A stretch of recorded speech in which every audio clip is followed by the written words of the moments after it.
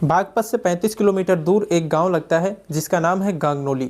और गांगनोली में शेखों वाली एक बड़ी मस्जिद है और बड़ी मस्जिद की ऊपर वाली फ्लोर पर मंजिल पर एक कमरा बना हुआ है।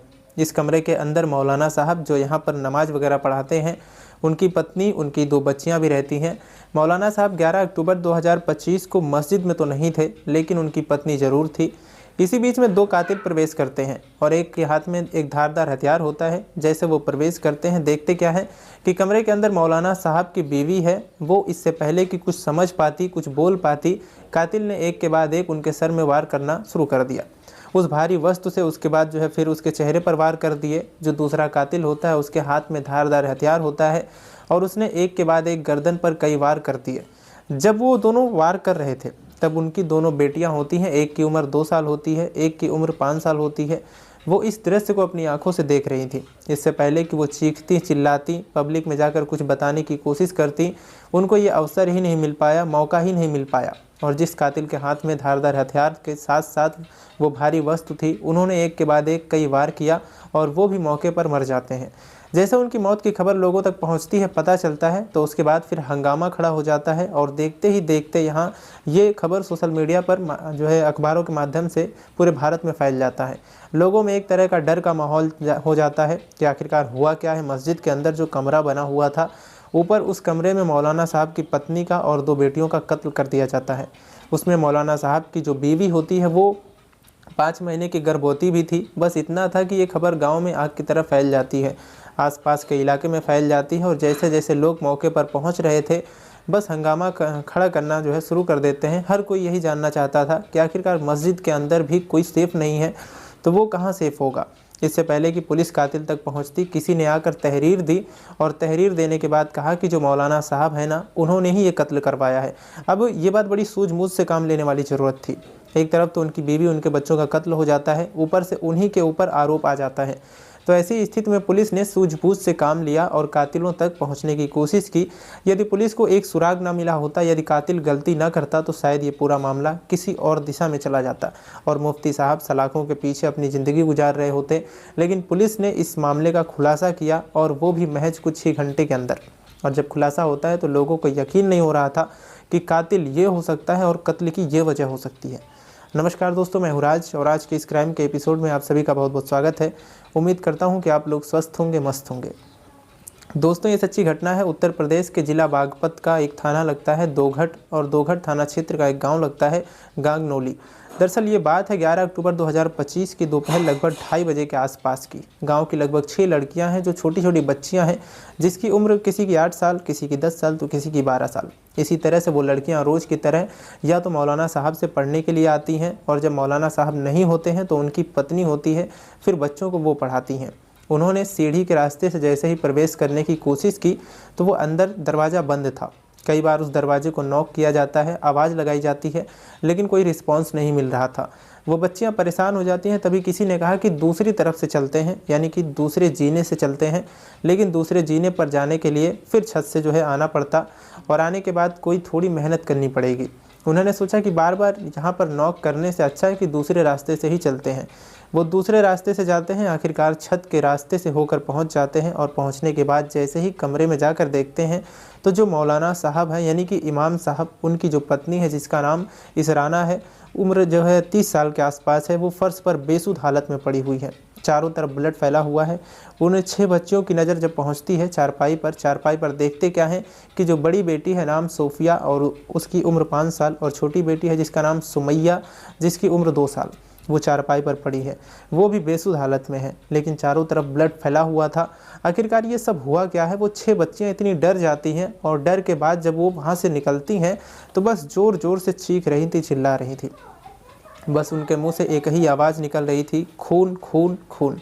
उन्होंने ज़ोर ज़ोर से चीखना चिल्लाना शुरू किया। उसमें से 1-2 बच्ची जो समझदार थी, जो रास्ता अभी तक बंद था जीने का, उस रास्ते को खोलती हैं, वहाँ से बाहर आती हैं और बाहर जाने के बाद फिर उन्होंने अपनी पूरी ताकत के साथ जब चीखना शुरू किया, चिल्लाना शुरू किया, तो आसपास के घरों की महिलाएं, बच्चे, बूढ़े, बुजुर्ग सभी लोग बाहर आते हैं और बाहर आने के बाद पूछते हैं कि क्या हुआ। तो बताया जाता है कि उन्होंने अपनी आंखें से जो दृश्य देखा है वो कुछ इस तरह का है। बस इस दृश्य के बाद अब यहाँ से आसपास के लोगों का जमघट लगना तय था। और इसी बीच एक व्यक्ति मस्जिद में जाता है, लाउड स्पीकर शुरू करता है और शुरू करने के बाद आवाज़ लगाता है कि मुफ्ती इब्राहिम साहब की जो बीवी है, उनकी जो 2 बेटियां हैं, उनका किसी ने कत्ल कर दिया है। बस ये लाउड स्पीकर की आवाज़ पूरे गांव में आग की तरह फैल जाती है। लोग समझ नहीं पा रहे थे, जो मौके पर थे उन्होंने भी मैसेज टाइप करना शुरू कर दिया और सोशल मीडिया पर डालना शुरू कर दिया कि हमारे गांव की मस्जिद में इस तरह की बातें हुई हैं। देखते ही देखते ये खबर पूरे देश भर में फैल जाती है। अब चाहे आसपास के गांव के लोग हों या फिर आसपास के घरों के औरतें हैं, बूढ़े बुजुर्ग, बच्चे, सब वहां पर मौके पर जो है पहुंच जाते हैं। और जब मौके पर पहुंच रहे थे तो इसी बीच में किसी ने डायल कर दिया 112 नंबर। जब 112 नंबर पर फ़ोन करने के बाद ज़िला बताया, थाना बताया, थाने के क्षेत्र में आने वाला वो गांव बताया और गांव में आने वाली वो मस्जिद बताई। शेखों वाली बड़ी मस्जिद में मौलाना साहब इब्राहिम जो मुफ्ती हैं, मुफ्ती साहब की जो बीवी है, उनका मर्डर कर दिया गया है। साथ में 2 बच्चों का भी मर्डर कर दिया है। ये सूचना पुलिस तक जैसे ही पहुंचती है, पुलिस ने तुरंत ही इस मामले को बहुत गंभीरता से लिया। दोघट थाना जिसके अंतर्गत ये मामला आता है, छपरौली, बिनौली, बड़ौद और स्वाट टीम तमाम पुलिस वहाँ पर जो है मौके पर पहुँच जाती है। एसएचओ जिनका नाम सूर्यदीप सिंह होता है, एसएसपी प्रवीण कुमार, सीओ विजय कुमार और एसपी सूरज कुमार राय, ये सभी अधिकारी मौके पर पहुंचना शुरू कर देते हैं। जैसे ही पुलिस की गांव में एंट्री होती है, प्रवेश होता है, तो ऐसा लग रहा था जैसे कि ये कत्ल पुलिस वालों ने ही किया है या तो पुलिस वालों ने ये कत्ल कराया है। औरतें, बूढ़े, बच्चे, ये सभी लोग पुलिस को रोकने की कोशिश में जुट जाते हैं। पुलिस आगे बढ़ रही थी। पुलिस की कोशिश थी कि कम से कम सबको कब्जे में लेते हैं, कब्जे में लेने के बाद उनका पोस्टमार्टम के लिए भेजेंगे, ये पता करने की कोशिश करेंगे कि आखिरकार कत्ल किसने किया है। लेकिन पुलिस को ये मौका मिल ही नहीं रहा था। खासकर लड़कियां, औरतें ये आगे आ जाती हैं और पुलिस के जो कपड़े थे उनको नोचना शुरू कर देती हैं। हंगामा खड़ा हो जाता है। लोगों ने वीडियो बनाया, वही वीडियो सोशल मीडिया पर वायरल होता है और उसके नीचे कैप्शन दे दिया जाता है कि मस्जिद में मौलाना साहब की बीवी का, उनके बच्चों का कत्ल कर दिया है। और गांव के लोगों को बहुत ज़्यादा गुस्सा आ रहा है। पुलिस वालों ने समझाने की कोशिश की, लेकिन गांव वाले सुनने को, मानने को तैयार नहीं थे। तभी मेरठ के डीआईजी कलानिधि नेथानी आईपीएस ये मौके पर जो है पहुंच जाते हैं ये भी। और हंगामे के बाद उन्होंने फिर लोगों को समझाने की कोशिश की कि हमारी पुलिस को आप जो है मौका दीजिए, हम थोड़ा समय दीजिए, कातिल को पकड़ने की कोशिश करेंगे और तुम चिंता ना करो, जो जांच होगी बिल्कुल सही दिशा में जाएगी। इससे पहले कि उन्होंने समझाने के बाद गांव के लोग शांत हो जाते हैं और तब तक लेकिन माहौल ख़राब हो जाता है। कई पुलिस वालों के साथ अभद्रता हो जाती है, बदतमीजी हो जाती है। हालांकि पुलिस ने भी गुस्से में आकर लाठियाँ फटकारी, भाजी, महिलाओं को भी डांटा फटकारा। लेकिन जब एक्शन का वो रिएक्शन था, आखिरकार पुलिस अपनी जांच पड़ताल शुरू करती है। तभी पता चलता है कि जो मस्जिद के मुफ्ती साहब थे, उनके बारे में पूछा जाता है कि वो कहाँ पर हैं। तो उनके बारे में ये बताया जाता है, खुद ही फ़ोन करके पूछा जाता है कि मुफ्ती साहब कहाँ पर हो आप। तो कहते हैं कि हम देवबंद में आए हुए हैं। देवबंद में दरअसल अफ़गानिस्तान के विदेश मंत्री आए हुए थे। उनके इस्तकबाल में, स्वागत के लिए हम लोगों की इनवाइट किया गया था, इसीलिए हम उनके प्रोग्राम में आए हैं और हम बस वापस आ रहे हैं। उन्हें सूचना दे दी जाती है कि जितनी जल्दी हो सके आप आ जाइए, क्योंकि आपके यहाँ पर कुछ बड़ा अनर्थ हो गया है, बहुत बड़ी बात हो गई है। उन्हें अभी तक ये नहीं पता था कि आखिरकार क्या बात है। जैसे मौलाना साहब को ये बात पता चलती है तो मौलाना साहब, इनका नाम मुफ्ती इब्राहिम, जो कि ज़िला शामली के थाना कांधला के गांव सुन्ना के रहने वाले हैं। लगभग 7 साल पुरानी बात है। साल 2018 के आसपास की इसराना नाम की एक महिला, जो कि लोनी गाजियाबाद की रहने वाली होती है, उनसे उनकी शादी होती है। जब शादी हुई थी तो उसी के बाद लोनी की ही एक मस्जिद में वो वहीं पर रहने लगते हैं, 2-3 साल वहाँ पर रहते हैं। उसके बाद फिर वहाँ से बागपत के इस गांगनौली गांव में मस्जिद में आकर रहना शुरू कर देते हैं। और जैसे ही इसराना यानी कि उनकी पत्नी के मायके वालों को खबर लगती है तो वो भी मौके पर आ जाते हैं। पुलिस ने अभी जांच पड़ताल करना शुरू ही किया था कि एक तहरीर दी जाती है और तहरीर में साफ साफ कहा जाता है कि मुफ्ती इब्राहिम ने ही हत्या कराई है, यही कातिल है। हो ना हो ये जानबूझकर देवबंद गए हुए थे, इन्होंने यहाँ पर कातिलों को सेट कर दिया था और कातिलों ने इनके बच्चों को मार डाला, बीवी को मार डाला और ये वहाँ रहे ताकि इन पर कोई शक ना हो। शुरुआत में तो पुलिस को ऐसा लग रहा था। पुलिस ने फिर उनकी सीडीआर निकलवाई, पहले दिन की लोकेशन निकलवाई तो पता चलता है कि ये 8:25 पर गांव छोड़ दिए थे, गांव से निकल जाते हैं। यानी कि ये उनकी जो लोकेशन थी वो देवबंद की तरफ की थी। रुकते नहीं है, किसी से बातचीत नहीं करते हैं। अब पुलिस के लिए ये एक बड़ा सवाल था कि आखिरकार मौलाना साहब अगर किसी से कुछ करते भी हैं तो किससे कराएंगे। लेकिन इसी बीच में पता चलता है कि मस्जिद में कैमरे लगे हुए हैं और कैमरे हर जगह होने चाहिए। और यहाँ जो कैमरे लगे हुए थे, जब पुलिस वालों ने पूछा कि ये कैमरे यहाँ पर लगे हुए हैं तो गांव वाले बोले कि हाँ जी यहाँ पर कैमरे लगे हुए हैं। कैमरे देखे जाते हैं यानी कि डीवीआर देखा जाता है, और डीवीआर देखकर पता चलता है कि लगभग 20 से 25 मिनट के लिए डीवीआर को बंद कर दिया गया था। इस 20 से 25 मिनट के बीच में ही कत्ल हुआ है। आखिर कत्ल किसने किया है, पुलिस के लिए ये बड़ा सवाल था। पुलिस ने जब जो डीवीआर था उसको देखना शुरू किया। जब डीवीआर को देखा तो उसमें ये पता चला कि गांव का ही एक लड़का है जिसकी उम्र लगभग 16 साल के आसपास है। वो लड़का लगभग 14 मिनट के आसपास तक इस मस्जिद के अंदर रहता है और कोई भी हलचल नहीं थी, क्योंकि ना कोई नमाज का वक्त था। ये वक्त रहा होगा लगभग 11:30 बजे के आसपास। 14 मिनट तक यहाँ रहता है। 14 मिनट रहने के बाद यहाँ से फिर ये बाहर निकलता है, और बाहर निकलने के बाद फिर से अंदर जाता है। फिर जब दोबारा से अंदर जाता है, अंदर जाने के बाद सबसे पहले वो उस रूम में जाता है जिस रूम में वो डीवीआर रखा हुआ था। उसकी सप्लाई बंद कर देता है, और बंद करने के बाद फिर पुलिस को लगता है कि ये सप्लाई इसी की वजह से शायद बंद हुई है। और पुलिस ने बस उस लड़के को, जिसकी उम्र लगभग 16 साल के आसपास है, उसके परिवार के लोग मजदूरी करके अपना जीवन व्यतीत करते हैं। वो लड़का जो 16 साल का है, गाँव के ही सरकारी विद्यालय में कक्षा 8 का छात्र है। अब उससे पूछा जाता है कि तुम मस्जिद के अंदर उस वक्त क्या करने के लिए आए थे? तब वो कहता है कि साहब वो ऐसे ही आया था। लेकिन जब पुलिस ने अपने तरीके से उससे पूछताछ करना शुरू किया है, तब उसने एक और नया नाम लिया।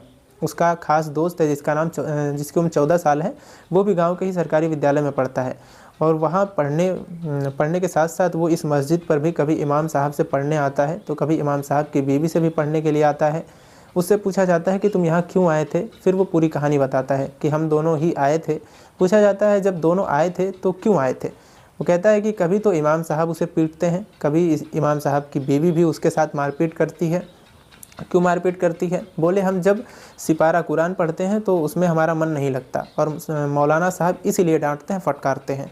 10 अक्टूबर 2025 को भी उन्होंने हमें डांटा पीटा। बस हमने तभी से फैसला कर लिया कि मौलाना साहब को भी नहीं छोड़ेंगे, उनकी बीवी को भी नहीं छोड़ेंगे। उन्हें इत्तेफाक से खबर लग जाती है, पहले ही ऐलान कर दिया जाता है कि दोपहर की जो नमाज है 11 अक्टूबर को होगी, उस नमाज को अपनी नमाज खुद ही पढ़ लेना, क्योंकि मौलाना साहब तो देवबंद में एक प्रोग्राम में शामिल होने के लिए जा रहे हैं। वहाँ पर अफ़गानिस्तान के विदेश मंत्री जो आए हैं। बस इतना था, उन लड़कों ने बिल्कुल पहले से प्लानिंग कर रखी थी। अंदर प्रवेश करते हैं, और अंदर प्रवेश करने के बाद अभी तक उनके हाथ में ना कोई हथियार है ना कुछ है। जब अंदर जाते हैं तो उन्हें ये मालूम था कि जो राजमिस्त्री जिससे ईंट तोड़ने का काम करते हैं, कुछ हथौड़ी जैसी होती है, वो रखी हुई थी। उन बच्चों के पास, उनको जो है पता था इस बात का। उन्होंने जाकर सबसे पहले वो लिया उस हथौड़ी को, और उस हथौड़ी को लेने के बाद ऊपर कमरे में पहुंचते हैं, और वहां जाते हैं तो वो रसोई के अंदर एक चाकू रखा हुआ था, उसको भी ले लेते हैं। जो 16 साल का लड़का है उसने तो हथौड़ी हाथ में लिया, और जो 14 साल का लड़का है वो चाकू हाथ में लिया। इससे पहले कि कमरे में वो जो मौलाना साहब की बीवी थी, क्योंकि उनके पास तो वो आते जाते रहते थे, उनको इस बात का एहसास भी नहीं था। वो इससे पहले कि कुछ समझ पाती कि एक के बाद एक चेहरे पर 3 वार कर दिए गए उनके, खूब ज़ोर से ताकत के साथ, और वो गिर जाती हैं। जैसे ही गिरती हैं उसके बाद फिर 3 वार किए गए उनके सर पर, और जो 3 वार होने के बाद फिर जो दूसरा लड़का था 14 साल का, उसके हाथ में चाकू था, उसने जो इसराना थी उनको एक के बाद एक 2-3 वार कर दिए चाकू से। अब वो वार जब कर दिए तो दोनों बेटी वहीं पास में थी, वो देख रही थी कि आखिरकार ये चल क्या रहा है। वो अपनी आंखों से ये सब कुछ देख रही थी कि क्या हो रहा है। तभी जो एक लड़की थी बड़ी वाली 5 साल की, उसकी चीख निकल जाती है। जैसे ही वो चीखती है, चिल्लाती है, इसी बीच में इस 14 साल के लड़के ने 16 साल के लड़के ने अपने उस हथौड़ी से 2-2 बार उन लड़कियों के सर पर कर दिया, और 2-2 बार में ही दोनों की मौके पर मौत हो जाती है। उनको तो संभलने तक का मौका नहीं मिलता। वो इस काम को करते हैं और छत के रास्ते से भाग जाते हैं। जब जा रहे थे तो जाने से पहले उन्होंने उस हथौड़ी को तो नीचे जीने के पास फेंक दिया, और जो चाकू होता है उसको छत पर फेंक कर निकल जाते हैं। और उनके पास फिर ये बड़े आराम से अपने काम में जुट जाते हैं। इन्हें बिल्कुल भी एहसास नहीं था कि ये पकड़े जाएंगे। उन्हें लग रहा था कि सीसीटीवी कैमरे में तो हम हैं ही नहीं, लेकिन उससे पहले कि जो पुलिस ने जब अपने आगे पीछे की देखा तो उससे पता चलता है कि ये तो सीसीटीवी कैमरे में जाते हैं और आते हैं, दोनों तरफ ही आ चुके थे। आखिरकार पुलिस ने उन्हें पकड़ा। इस घटनाक्रम का खुलासा हुआ, और खुलासा होने के बाद वो कातिल जो लड़के थे दोनों किशोर हैं, यानी कि उनकी उम्र 18 साल से कम है, नाबालिग हैं, इसीलिए हम उनका नाम नहीं बता सकते हैं, हालांकि पता है उनका नाम। अब उनके बारे में इसी बीच में मीडिया कर्मियों ने एसएचओ से बात करने की कोशिश की कि अगर सीसीटीवी कैमरे ना लगे होते तो क्या होता। तब उनका एक ही यही कहना था कि अगर सीसीटीवी कैमरे ना लगे होते तो हमारी जो दिशा थी उस तहरीर के आधार पर चलती, और तहरीर के आधार पर चलने के बाद फिर हम ये देखने की कोशिश करते कि आखिरकार मौलाना साहब किसका सहारा लेकर अपनी बीवी का और बच्चों का कत्ल करवाएंगे, ये जानने की कोशिश करते।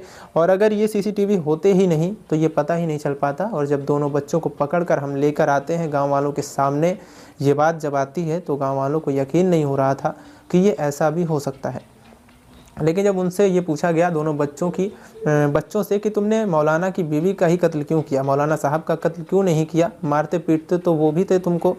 तो उन्होंने कहा कि पहले हमें बीवी का कत्ल करना था, बच्चों का कत्ल करने का हमारा कोई इरादा नहीं था। उसके बाद फिर हम इनको मारते अगर पकड़े न जाते तो, लेकिन फ़िलहाल वो पकड़े गए।